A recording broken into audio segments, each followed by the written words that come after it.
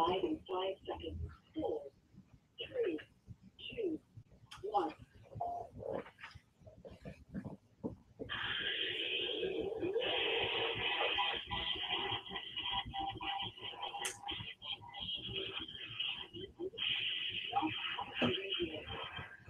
All right, Hector, I've got one thing to say to you to start off the show.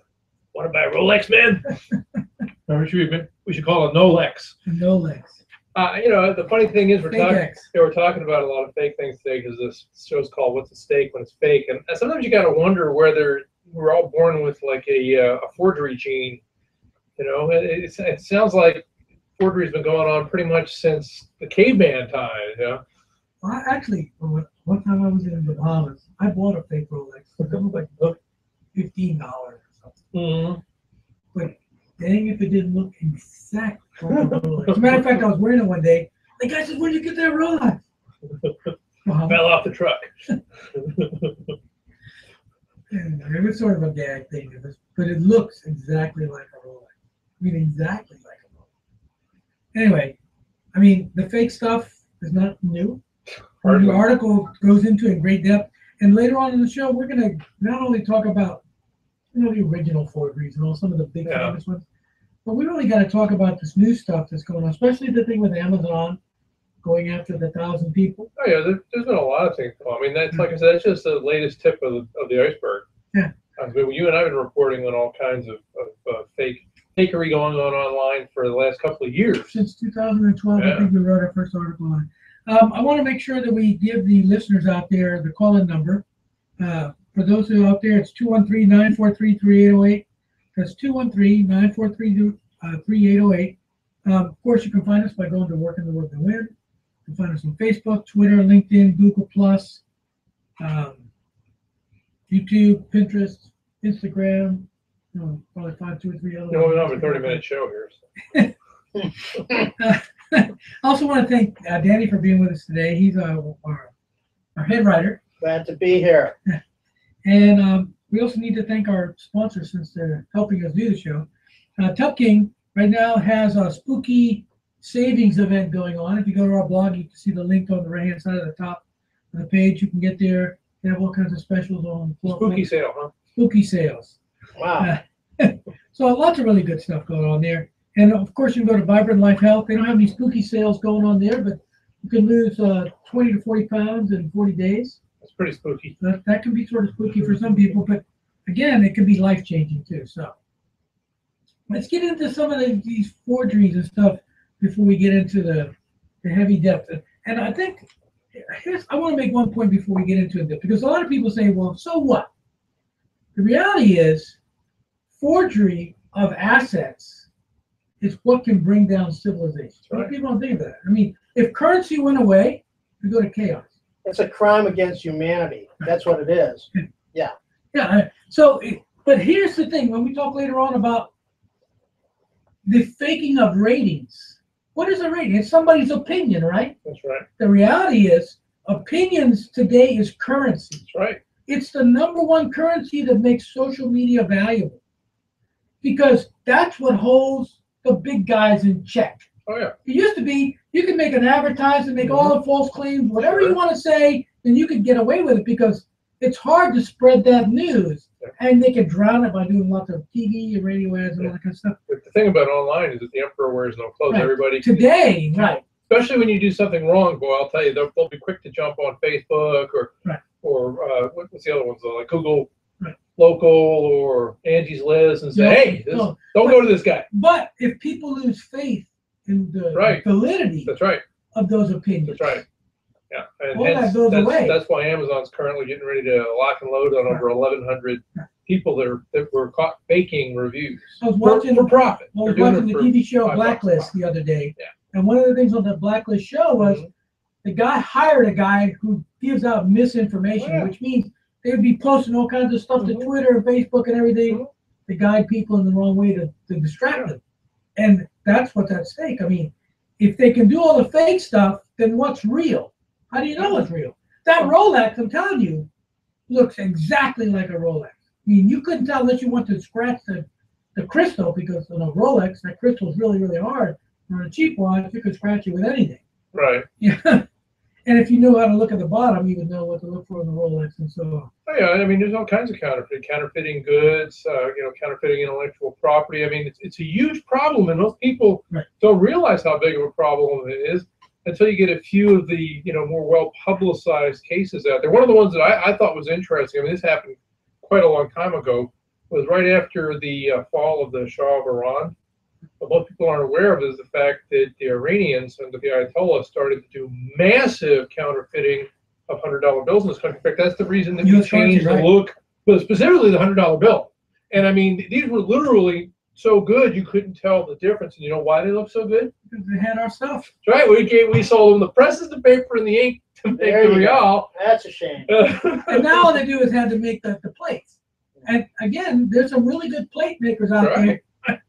Right. So they what were happened was, literally they were flooding the market with these fake $100 bills. That's what caused the Treasury to go out and change the look of the $100 bill the first time. Now they're doing it again, because after they changed the second time, then what happened was people were able to duplicate some of them on their color copiers, which is another big problem. They had good copiers, though. I mean, really good copiers. Well, yeah, the industrial copy, those things There are you go. very hard to tell the difference. And So, now they've changed the paper twice. Now they even have threads running through well, the they also paper. got the little holograms and everything else Right. in them now, which are, you can't do that on a copy. That's specifically why they put the holograms in there, for the copying I technology. saw something about fake gambling chips. Oh, That's sure, another that's one, a big right? problem too, of course. Yeah.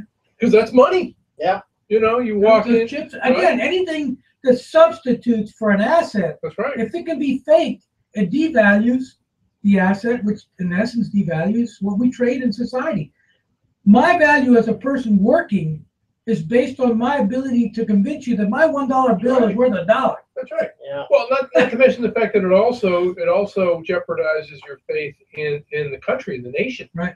Because one of the ones I pointed out was one that it was actually from a book that I read called "The Man Who Stole Portugal," and this happened during the 1920s. It wasn't that long ago. Right. But I mean, this was a dude that basically his entire career was based on forgery. He started off by forging a college diploma that he didn't earn, Right. and then he went on to start, faking checks, things like that. Eventually, got to the point where and this was really creative, because he didn't just go out and fake the currency. No, what he did, he went to the next level, because see, back then Portugal was boy, we should have made a run. They were printing their own money. So the Bank of Portugal had the license to get the money printed. It was being printed in London by Waterloo and Sons, which was a very Right. well-heeled printer that did printing of currency for a lot of other nations. And what he did was he forged documents from the Bank of Portugal, which literally said, "Print me some money." So they were printing him duplicate money from Portugal. It was the real deal. Real money. Yeah, and he printed so much of it. I mean, literally, they said it was the equivalent of 1% of the gross domestic product in Portugal for the year. So of course, what it did was it destabilized the entire economy, and eventually caused the government, not only the currency to crash and burn, but within a year of that, there was actually a coup d'etat where the military deposed the democratically elected government, and they were under a military dictatorship for like 34 years after that. All because of the money? All because of this one dude. Oh my God. Yeah, when people read the Victimless article, crime? I don't think so. when people read the article, they'll see that again. There's been a lot of these. There are a lot of things that once it's been faked, Yeah. it can actually be lured into the truth. Mhm. Like the letter from Constantine, which Yeah. which is a relatively famous thing that a lot of people think that that's a real thing. Also, I was really surprised that Michelangelo. Yeah, actually, he started his career. It was kind of an interesting story, because not only did he fake a Roman statue, was supposed to be an ancient Roman statue, but to pull off the forgery, he had it buried in his agent's backyard so they could dig it up and say, "We found it." That's despicable. Really. Michelangelo, okay. Of course, he was young then. He was young. Give him a break, huh? If they imprisoned him, they would. Well, let's get back to to the modern age. The internet started about 20 years ago, Yeah. and And fakery started I was almost gonna from day say- one. I was gonna say from the get-go, it pretty much started out where the people were, scamming all kinds of stuff. Again, really, most people don't realize that the internet prospered primarily because of criminal elements. the porn industry. Right. Really There you go. sort of, pushed the whole thing forward Yeah. because again, they invented most of the technology that we use today. for Where would we websites be? without porn? It's like beer saved the world, Right. Porn saved it. Sad but true. Unfortunately, it is true that again they invented all kinds of different kinds of trickery, Yeah, a lot of the black hat all the techniques, black like hat spoofing, techniques, right? spoofing, redirects, all that stuff. They word stuffing, all those Yeah. kinds of things they pretty much came up with. pioneered it. And now, for about a 10 or 12-year period, everybody who was SEO type guys Yeah. were using all that stuff. Well, you get had people- to, well, especially back in the '90s. I mean, you were forced to do those things. You couldn't get on page one couldn't without it. page one without it. That was the nature of the beast. And then it got so prevalent that the search engine started cracking down. Yeah, then what they did was they hired their own black hat guys to figure out how to double Right. back on the black hat guys. So it was a spy versus spy type of thing for about a 10 or 15-year Yeah. period. And well, it's still going on to this day because all that happens is not so much that the black hat technology drives up; it just changes direction. Yeah, go somewhere else. And every time something else pops up, like right now, for the last couple of years, the big thing has been reviews and recommendations. Well, guess what? Now, That's they're- where all the black hatters are now. Uh, And not only the black hatters, I mean, I thought you said it right, that there's a huge cottage industry that are out there. I mean, I know that in a lot of these third world countries, Right. I found all kinds of websites that say we can buy Twitter followers, we can Mhm. buy Facebook Sure. followers, we can make Facebook comments, likes, all that. A lot of times it's just some entrepreneur in Iran, They're all over the world. or in the United States, They're all China. over the world. or it doesn't really matter where. I mean, there's a huge cottage industry, and that's why Amazon went after individuals. Because you could go to Fiverr, and if you've never been to Fiverr, you can get anything for $5. anything. Pretty much anything. I mean, if you go there, it's a sort of an amazing thing. For example, we'll draw your portrait for $5. Wait a minute, what can I do? Well, you can also buy all kinds of followers. But one of the things you can buy is ratings. Reviews. Reviews and ratings. You can go for $5. I'll go and give you 20 positive reviews. I need to check that out. Yeah, it's real. I mean, when we did the thing on Fiverr a year and a half ago, Right. whenever it was. That was one of the things. The first thing I noticed, Yeah. you could be buying positive reviews on people. That ain't real. That ain't right. Yeah, well, and there's the other side of that equation too, because the other thing that you can do is you can buy negative reviews Oh, right. and sick them on your competition. And So that's the problem. That's an even bigger problem. yeah, we talked about that when we talked about the article. What was it called? One of our previous blogs and radio shows where we were talking about Reputation. Reputation. Can management, right. competitors harm your business with impunity online? Mhm. Was the article. Mhm. And one of the things that we found was that was one way you could actually pay somebody to go badmouth Right. somebody. And there are a lot of websites that are rating sites that are totally anonymous. So you have judge and jury and no way of getting in front of your accusers, which really sucks if you're a businessman, because again, you could have a good, honest, legitimate business and somebody could tarnish your reputation and you have no recourse. Google generally says, I'm not getting in the middle of this, but yet they're the ones who make the venue available. well, and one of the things that I Not only pointed that, not only they're in the middle of it, Right. they are the source of it. Right. Well, and also one of the things I pointed out in the article is, okay, right now it's Amazon that's raising the alarm, but Google's going to follow, because if you can buy fake reviews for Amazon, you can certainly buy them for Absolutely. Google Local, which is a review site. And why couldn't you buy them on Facebook? Because Right now Facebook it's has, called Google Business, same thing. right. But same thing on Facebook. You can go do reviews on Facebook. Yeah. So- Yeah, but Google is usually the one that takes action. Facebook, I haven't seen them really rattling their saber. No, much. no, no. As a Google matter does of it fact, big I time. think right now Facebook, and we'll talk about the freebooting here Yeah. maybe later on, but Facebook is sort of pushing the boundaries of what's legal and not legal Mhm. because they want to get more market share. Sure. And how do you get more market share? Well, free Disney fix on, Facebook. Right. Or they're pushing the boundaries. There's an article that's in there's an article that we talk about it in the article about PBS's special report. hmm And it's a really good report. It's about a 9-minute video that they did was aired on PBS about fake reviews and how to spot fake reviews and all that. And they talk about how widespread the problem is. Because think about it. It's not Amazon. It's not eBay. Right. It's everywhere you go That's to right. buy anything. Yeah. If you go to Best Buy, What's the first thing you're gonna do? Go look at the stars. Sure. If you do a search, what's the first thing you do? You're looking at those stars. It's so widespread that this could affect the whole mechanism of how we decide whether you want to buy a product, whether it's good or bad, or buy from somebody whether it's good. If you can't rely on the information being posted, it's worthless. And that's why I applaud Amazon for going after all these people. Because they recognize how important Well, it is. again, it damages their credibility Sure because, does. again, they have a rating system that's for products, and what they're trying to do is make sure that the ratings are correct, so that when you go to buy something, because they don't, I know for a fact that Amazon, if you do something that's unethical or whatever, they kick you out. I mean, quickly. Right. You're not. You have to jump through a bunch of hoops just to sell products on their venue. They're a lot more stringent than eBay and a couple of other these places. You know, so they're trying to fight very hard to make sure that their reputation stays intact. And going after 1,000 people on Fiverr is one of the ways to do it. And I bet you they go after 1,000 people in a couple other places. Oh, sure. before Well, again, it's all said and this is just the first shot across the bow. It's the first time. And like I said, Amazon's the first one taking a shot. There are going to be some other big players that will be doing it, following suit very shortly because they have to. Yes. No. If they don't, it's going to be the end of the Reputation internet management. civilization. Well, certainly be the end of reputation management. Right. You know?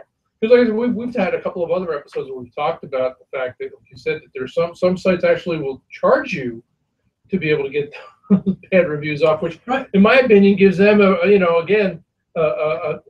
obviously a motivation to go out there and cultivate bad reviews about you because they get paid to take them. Rip-off report is a really good example. I mean, it costs like $2,000 to get that review removed. Right.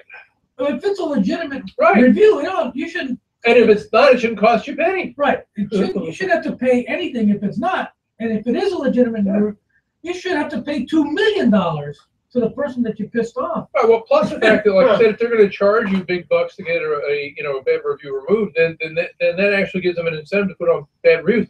It's like we know that, like for instance, bot traffic is out there. Like when you're buying a lot of pay per click, it's up to about 60% of the clicks are from bots. What's fraud? Right. And not only that, I mean, remember a couple of years ago, one of the big companies that was doing reputation management, that they only did big jobs. So in other words, the typical job was $20,000, $30,000, $40,000, and they'll fix your reputation. Yeah. But they were the people going out and solving the reputation. It's like I remember when I was younger, I used to work for a burglar alarm company, and our joke was, if you want, we can get your stuff back for 10 cents on the dollar. We have our B&E division that goes in and breaks it because a lot of them, what they'll do is actually of course, this is a joke, folks. Yeah. They really are. But I mean, the funny thing is when you look at reputation management, there are actually people who do that. It's like a lot of the companies that do the malware, removal systems. Well, some of those guys were not. It was not unknown for them to create malware just to create a market. Right. I mean, there's a lot of that goes on. There's a buck to be made, guys. You got to realize. Pharmaceutical companies might be making diseases. Oh. I don't know if that's true. I'm just saying that. Anyway. When we talk about these different things, there's huge amounts of back-end fraud that cause front-end events to happen. Yeah. And they happen in ways, because again, on the internet, if you want to send out disinformation, you get a room full of people with 20 computers, and in an hour, you can have a trend happening. That's right. I mean, that's how scary it is. Yeah. How long would it take 30 people with computers sitting in front of them to log in and start a trend? All they got to do is start tweeting about a bunch of stuff, posting to Facebook, post a bunch of different places, and I guarantee you within a couple of hours, that trend will show up. Oh yeah, but remember, I've been able to create trends on my own, just me doing that kind of stuff. But remember though, information fraud is only the tip of the iceberg. Because right now we're coming up on Halloween, then you got Thanksgiving, and then Christmas and Hanukkah. So we're getting that holiday season, and then that really brings out the Ebenezer Scrooge and a lot of guys. Because cyber criminals routinely, and again, we've talked about this every year. We talk about this around Christmas. They will literally create clones of famous websites, whether it's FedEx, UPS, a lot of the big retail establishments, Best Buy, and they'll literally say something like, send you an email that says, "Hey, you know what? We've got your package here at the station, but we need to get your credit card information so we can complete the shipment." Yeah. Okay. And people will do that. They will literally, thousands of people fall for this same Every year. scam Yeah. every single. There's a link to the season. article that we wrote. It's called "The 12 Scams of Christmas Right. and Beyond." And on that article, we talk about all these different kinds of scams that happen pretty much every year. And if they're not the same scam, they're just slightly modified. Well, and the thing is, the sites look so real. You Yeah. tend to believe them. Well, I remember one time I almost got bit, but I was smart. I picked up the phone and called because what happened was I got an email reportedly from GoDaddy, and of course we have all kinds of hosting and everything, and they were saying, if you don't take care of this problem, you're going to lose your hosting. So instead of clicking on the link, I literally picked up the phone and I said, "Hey guys, what's going on?" And they're like, "We didn't send that." I said, "Well, looks like you're sending." I said, "Well, mouse over the link." And even though the site looked like when you moused over the link, the URL wasn't exactly. It was 10 miles. It was like GoDaddy or something. Yeah, it's like one letter one different. letter. Yeah. One Okay. letter Okay. Yeah. So I know we got about 9 minutes left in the show. We want to make sure that we talk about the tips Yeah. that businesses can take care of to make sure that some of this stuff doesn't nip these in the happen to bud, them. Right. sure. Nip it. Yeah. So the first tip that they want to make, is make sure you create a program and a procedure designed to encourage and capture authentic, positive reviews for your business. Because again, eventually you're going to have a negative review at some point in time. That's right. I mean, it's impossible. not So you to got to ever- counterbalance that ahead of time, basically. Right. And essentially, if you got to have 10 or 12 good ones for any bad one you ever get, because Yeah. that'll give you. And if you do the math, all the rating sites heavily weight negative reviews. Yeah, and if you don't have any mechanism to cultivate positive reviews, when somebody does a search for you, all they're going to find are negatives. And we've Right. actually had companies come to us, and as soon as we start doing research on them, that's all we see are negative reviews. Like, you got a problem Right. here. And they want us to fix that instantly, and there's no way to instantly It's fix going it. to take time. Right. It's going to take time. Well, we can hire the guys at Fiverr. Right, that's right. The second thing is document all reviews, especially positive ones, because again, there was a guy who accused Yelp of that because he didn't want to buy their advertising. Yeah. They removed several of the positive reviews, and if you remove positive reviews because of the negative Yeah, rating, so it your reverses the score trend. immediately Yeah. plummets. Okay, so whether that really happened or not, I know the link is to the article that's in there. So how can you document? You get a screen capture, or you get a Dude, capture screen it? capture. Okay. Screen captures of what you have on there. The next one is have a program in place designed to head off unhappy customers. I mean, the reality is you're going to get unhappy customers. Yeah. What you should be focusing on is making unhappy customers happy. And if you can make them happy, you probably will have a loyal customer Mhm. and then another positive review that you turn the frown and upside down, if you will, or There you go. lemons into lemonade, or however you want to say it. Sometimes you take an unhappy customer and make them happy. They're better. That's a better They're- customer. yeah. Right? It's a better customer. So if you have a program in place to do that, that can make a big difference for you. Number 4 is create a corporate culture of creating quality that strives to go beyond customers' expectations. If you exceed customers' expectations, generally you're not going to ever piss them off. I mean, really. Think about it. If you like when we do our work for our clients, we make promises in writing, and we always make sure we go way beyond whatever we promise. So Yeah. What do you call it? exceeding- You're over delivering and yeah, under promise and under over promise and deliver. over deliver. Yeah, Yeah. that's the first thing. So number 5, find and take care of good employees. Yeah, well, that's Because- true too. Because good employees will do a good job for the customer. Well, not only that, but if you get your employees upset at you, they can also go out to the I was gonna review say- sites and start dropping the bomb. I said, otherwise, an unhappy employee don't make customers happy. In fact, they could be writing the next bad review. And some of those guys can get real creative. We've heard Right. we've heard of dissatisfied employees that would actually create spoof sites online just to get back And to not the only employer. that, since a lot of these rating sites are anonymous, they can go to 4 or 5 sites That's right. and they just Hey, tag you. they're on the job anymore. They got Right. nothing better to do. Last one is avoid any kind of black hat trickery, Yeah. as this will ultimately hurt your online ranking and eventually your consumer rating as well. Because you can't use black hat stuff without getting hurt by it. And the trick part is making sure your competitors don't use black hat stuff. Yeah, Go it's after your hard to lawsuit. do all that policing, and the biggest problem is a lot of companies will turn their web presence over to a quote unquote authority. Yeah. Well, if your expert goes out there and does something that's deemed black hat by the search engines, he's not going to get hurt. You're going to get hurt, and it could be a fatal blow because if your website gets sandboxed or delisted, you're Yeah. out of business, baby. Yeah.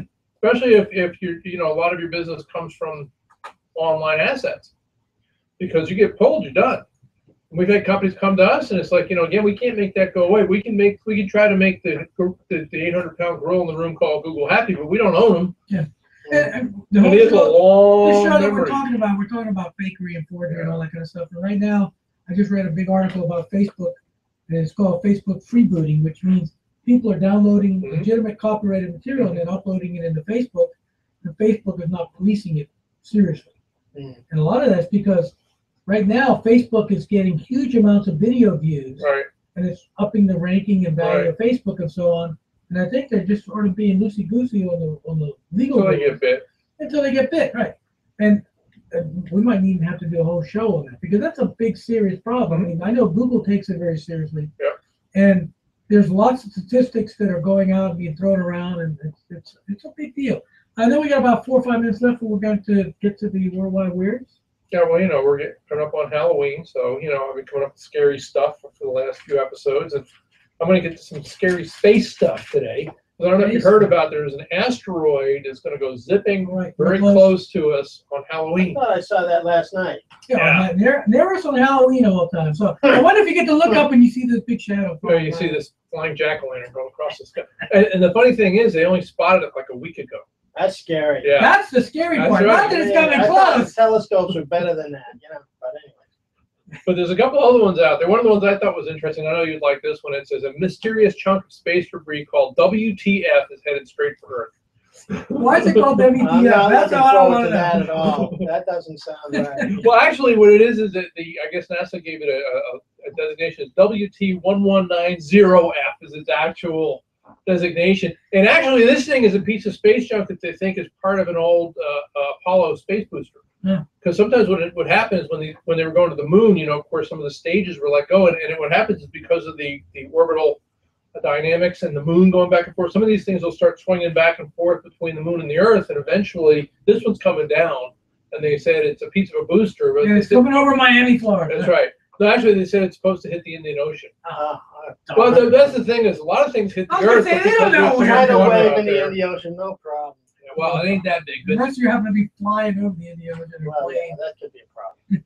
But my favorite one from space is there's one called Comet Lovejoy, and they said Comet Lovejoy appears to be a well-stocked bar in space.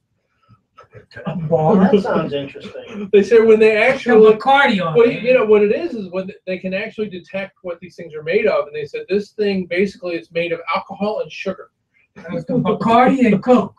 And they said that the tail of the comet is releasing as much alcohol as 500 bottles of wine every second during its peak activity. So we got to get out there and I was gonna say, recover just some of that. scoop up some of that stuff. I mean, that you could bottle it for like a couple of years, put Bacardi out of business.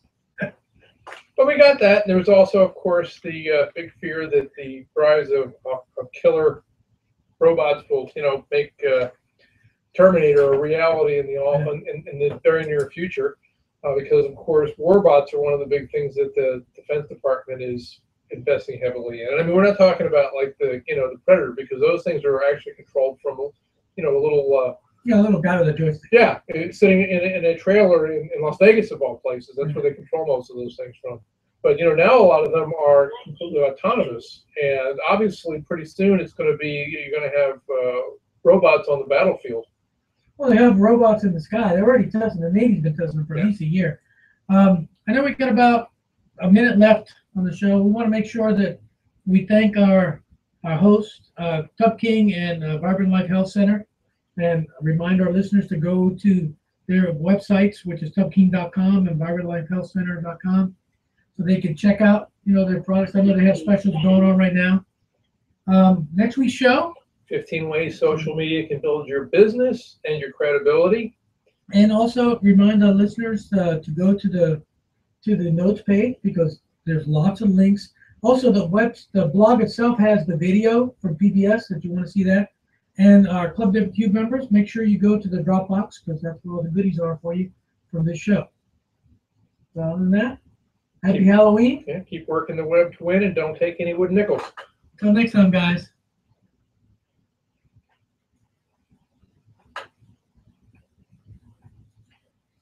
Oh, wait a minute. You got to do two.